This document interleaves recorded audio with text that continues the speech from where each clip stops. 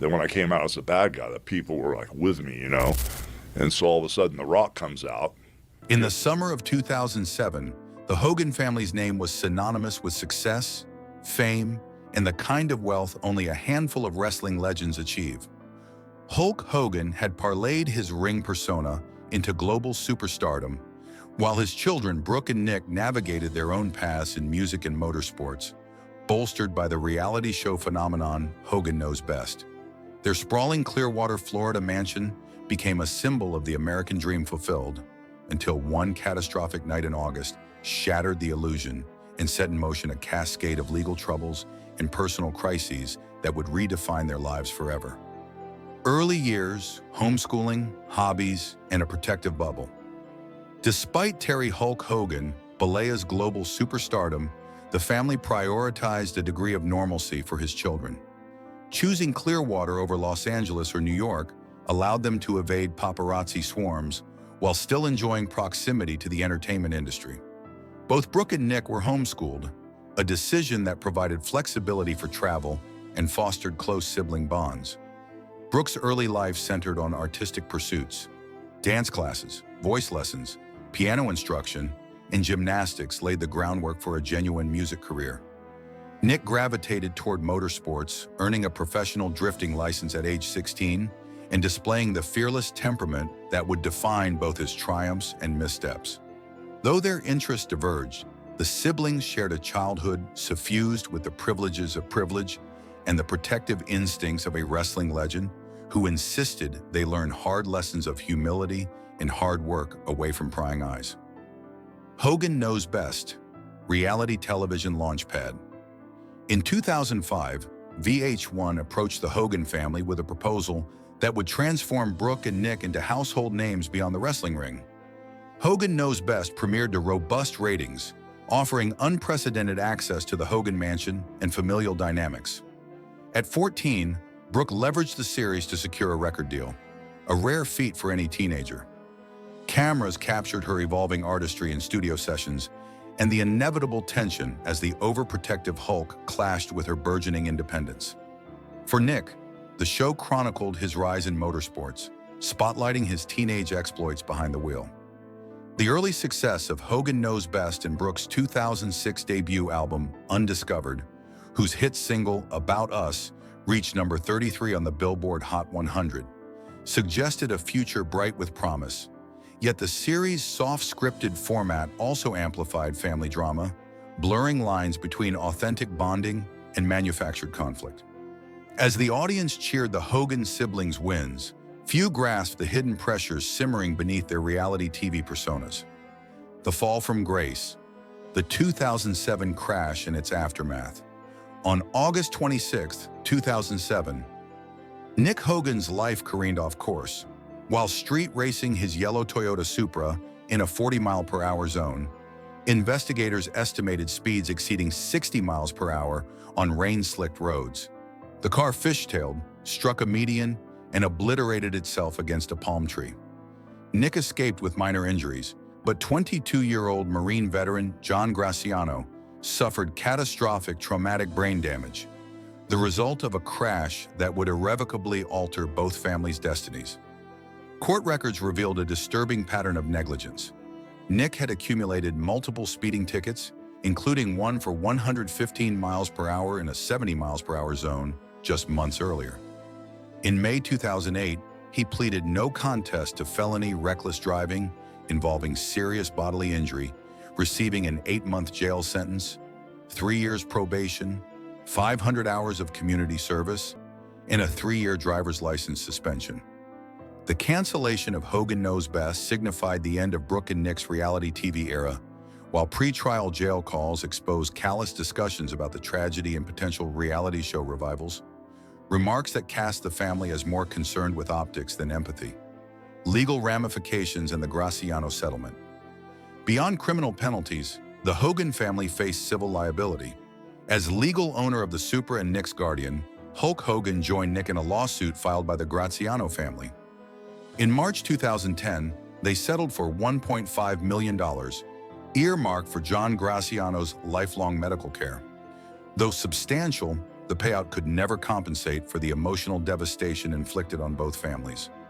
Nick served much of his jail term in solitary confinement, emerging with a profound lesson in ego detachment. He later reflected that, stripped of material trappings, he remained fundamentally the same person, a realization born of solitary isolation, but tempered by the high cost paid by those he cared about. Personal and professional reboot. Brooke's reinvention. For Brooke, the post-2007 years demanded reinvention. With her music and TV platforms gone and family reputation in tatters, she stepped away from celebrity culture to rediscover normalcy. Brooke spent 6 months as a cocktail server at Nashville's JW Marriott, a purposeful retreat into ordinary work that offered structure and a sense of genuine accomplishment. Beyond the relief of anonymity, she found fascination in wine service, hospitality, and the kitchen's behind-the-scenes rhythms. In 2018, Brooke leveraged this fresh perspective to launch BB Designs by Brooke, an interior design firm specializing in staging and renovating short-term rental properties. Rapid turnarounds, often 3 to 4 day projects, matched Nashville's booming Airbnb market. Her portfolio includes the historic Star Piano Building renovation, fusing heritage preservation with modern aesthetics. Meanwhile, Brooke's personal life flourished away from cameras. A secret marriage in June 2022 to former NHL player Stephen O.X. Oaksman, kept private for 18 months to protect their shared sense of sanctity. The couple welcomed fraternal twins, Oliver Andrew and Molly Jean, in January 2025. Moments that symbolized Brooke's reclamation of family beyond the Hogan brand. Nick's path. From recklessness to creative renewal. Released from jail in late 2008, Nick Hogan faced a crossroads. Abandon his dreams or redirect them. The world of high-speed racing seemed closed off by probation terms and insurance roadblocks. Instead, he turned to music production and DJing, enrolling at LA's Icon Collective to master engineering, mixing, and mastering. Collaborations with artists like Gone Criminals on tracks such as Test Drive demonstrated his growth as a producer. In January 2023, Nick married Tana Leah, a former adult film star turned social media influencer, who he credits with providing stability and focus. Just before his father's passing in July 2025, Nick's arrest for DUI in Clearwater, 16 years after the fateful supercrash, reminded him and the public that the shadow of 2007 still loomed. The resulting 12-month probation, fine, and mandatory education underscored the persistence of past recklessness. Yet Nick's continued commitment to music and family life suggests a man determined to learn, grow, and leave cautionary echoes for others who equate privilege with impunity. Family collapse, divorce, and estrangement. The wreckage of 2007 also brought the Hogan marriage to its end. Already strained by infidelity allegations and accumulating scandals, Hulk and Linda Hogan finalized their divorce in July 2009. The dissolution coincided with Brooke and Nick's downward spirals. Brooke losing her platforms, Nick locked in legal turmoil. Their public unity dissolved into fractured loyalties, hard-won life lessons, and an undercurrent of resentment that cameras once glossed over. Brooke's 2025 Instagram revelation of years-long verbal, mental, and physical abuse by both parents, and Linda's counterclaims branding Brooke a narcissist, exposed the private chaos that fueled the Hogan family's televised dramas. While Hulk passed away in July 2025 at age 71 from cardiac arrest, the siblings revealed that despite estrangement, their relationship endured, marked by a final phone call in September 2023, wherein they affirmed love amid deteriorating health. Lessons learned: healing, advocacy, and new horizons. Out of tragedy, both siblings found purpose. Brooke channels her hospitality industry humility and design acumen into a thriving business and devotion to her children. She occasionally speaks on mental health panels, urging boundaries and authenticity over imposed on-camera personas. Nick harnesses his creative energies in music, advocating for road safety awareness and mentoring young producers. Each embraces accountability, calling on fans and peers to recognize the dangers of celebrity entitlement and the value of personal reinvention. Their twin narratives underscore that fame offers no immunity from the consequences of reckless choices. Instead, it magnifies them, sometimes for good, sometimes for ill.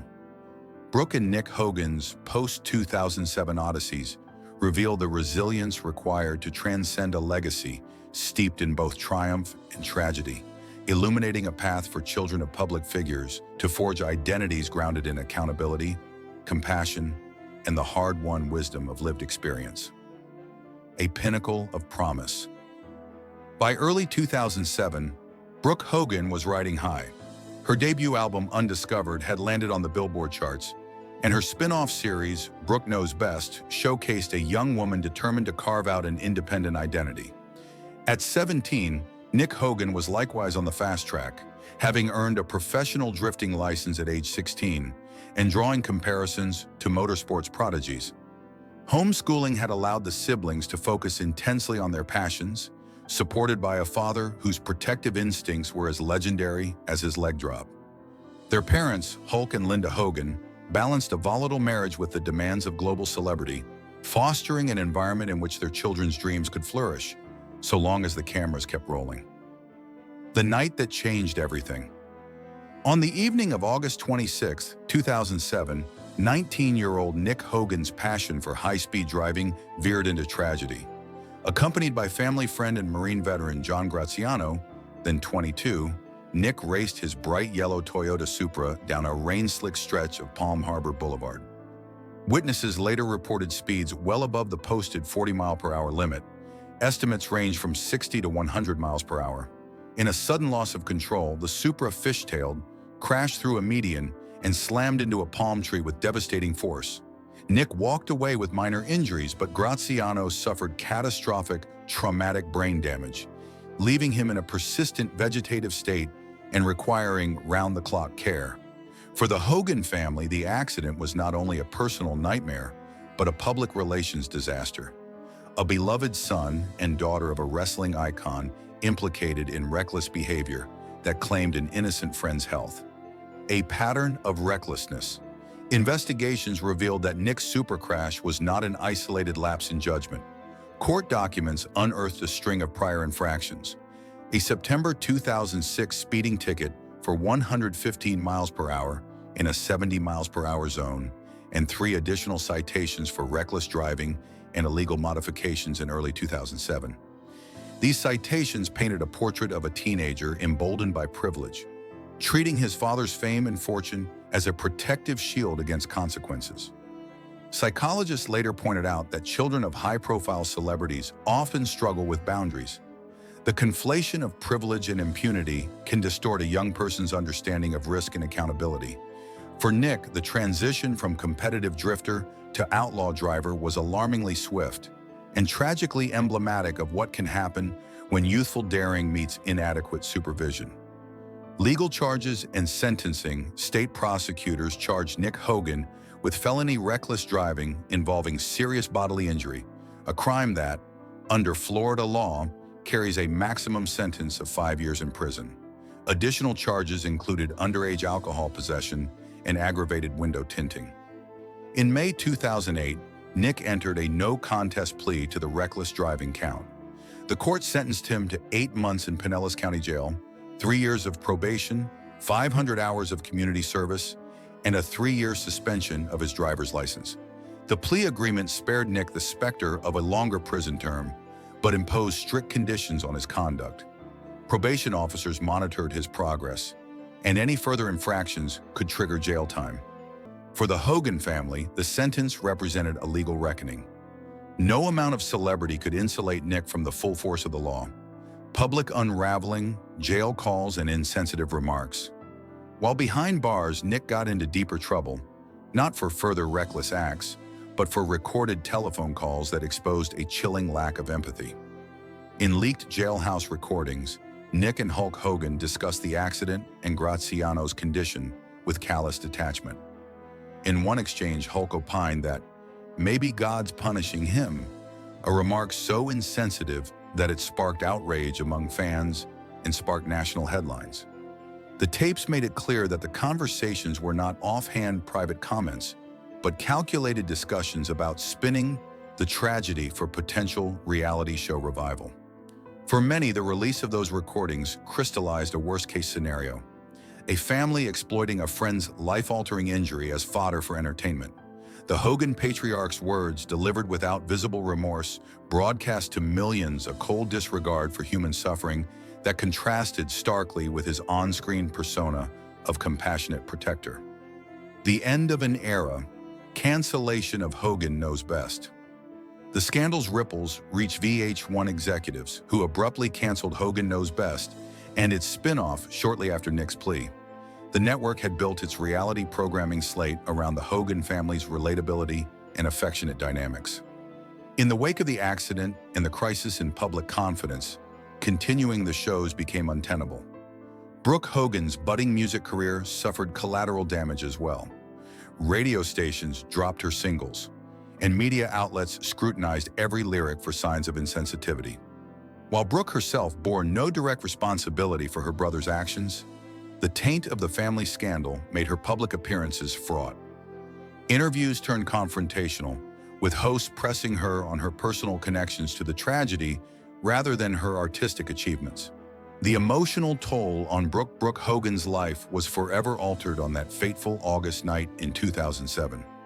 Until then, she had navigated the pressures of adolescence under the unblinking gaze of reality television cameras, juggling dance recitals, recording sessions, and family dinners broadcast to millions. But her brother Nick's near-fatal crash shattered the protective bubble of scripted drama and thrust Brooke into an uncharted emotional landscape. What followed was a profound reckoning with grief, guilt, and the fragility of life. Brooke has described experiencing survivor's guilt, the haunting what if that accompanied every waking moment.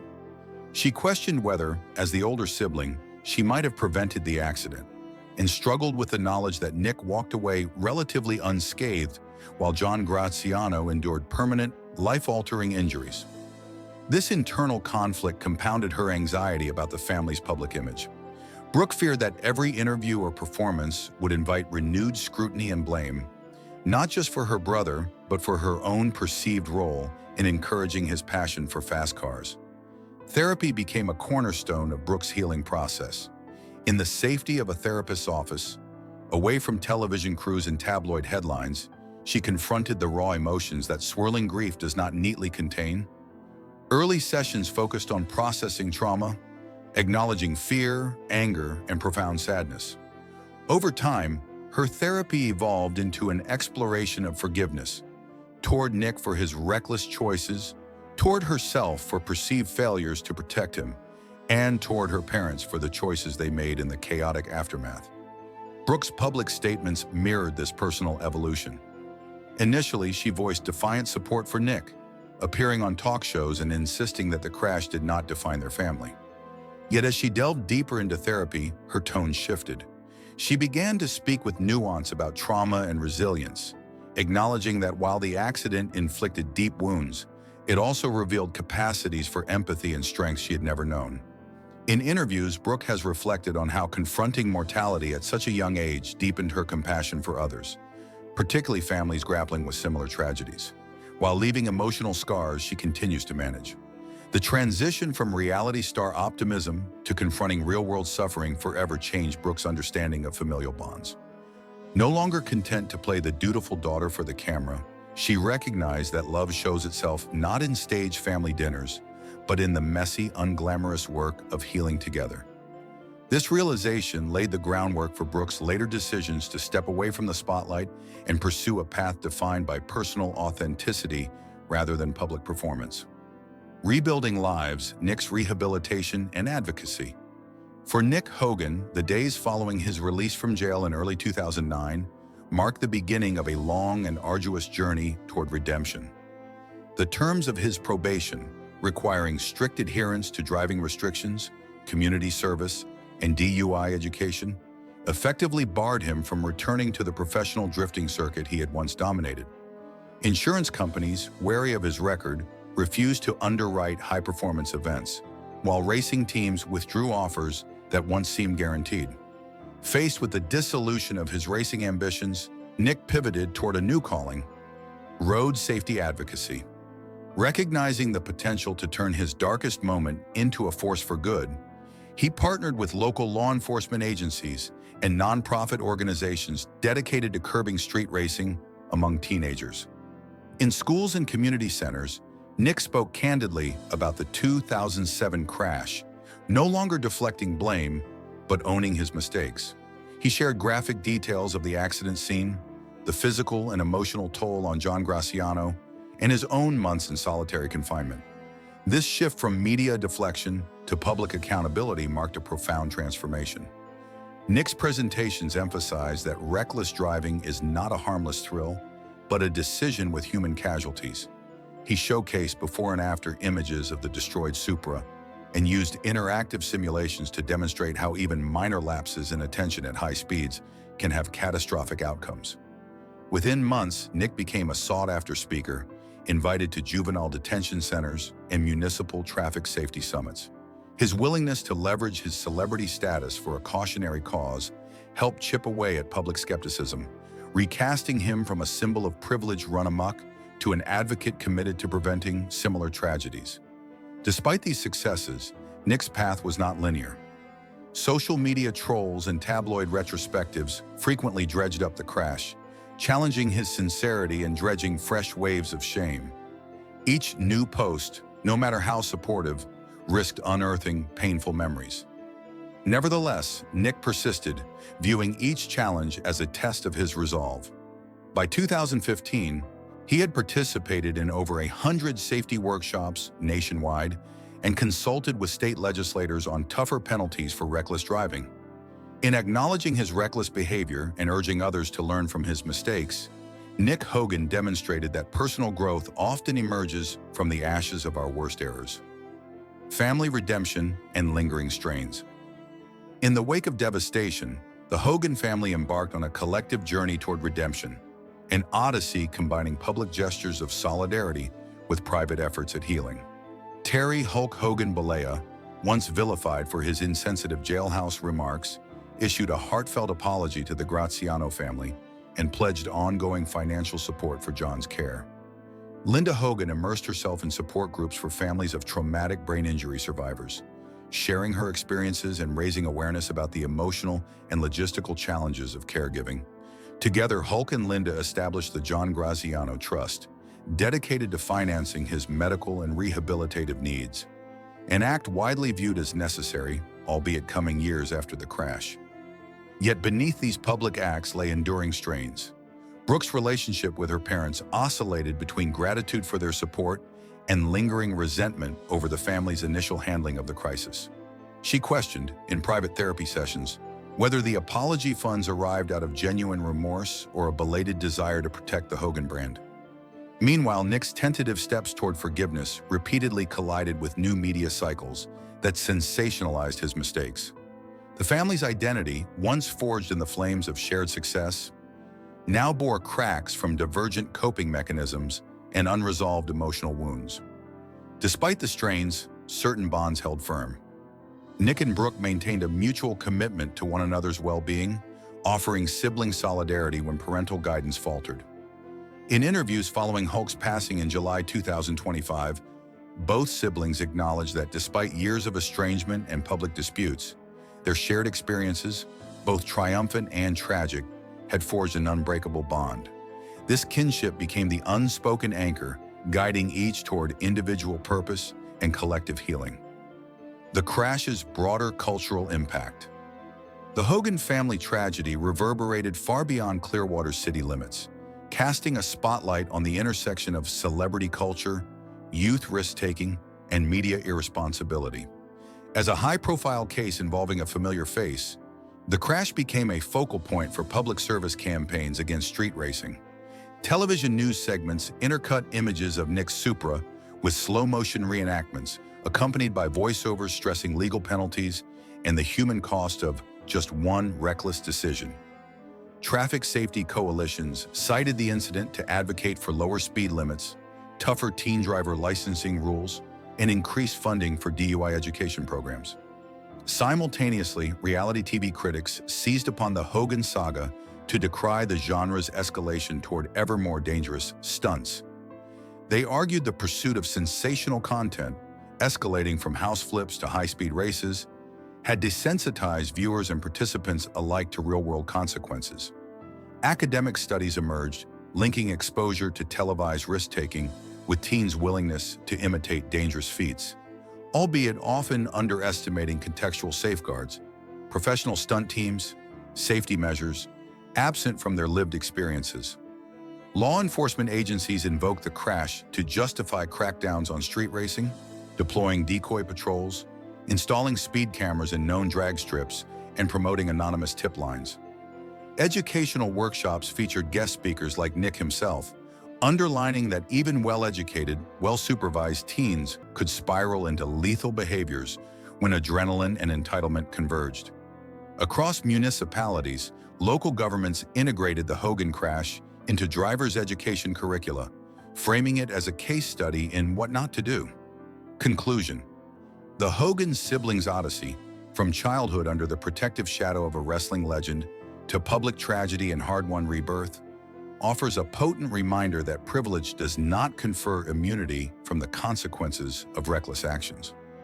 Brooke and Nick's divergent yet intertwined journeys illustrate the profound costs of fame and the critical importance of personal accountability. Brooke's emotional resilience and entrepreneurial reinvention, Nick's candid advocacy for road safety, and the family's collective efforts at restitution underscore that redemption requires both public amends and private healing.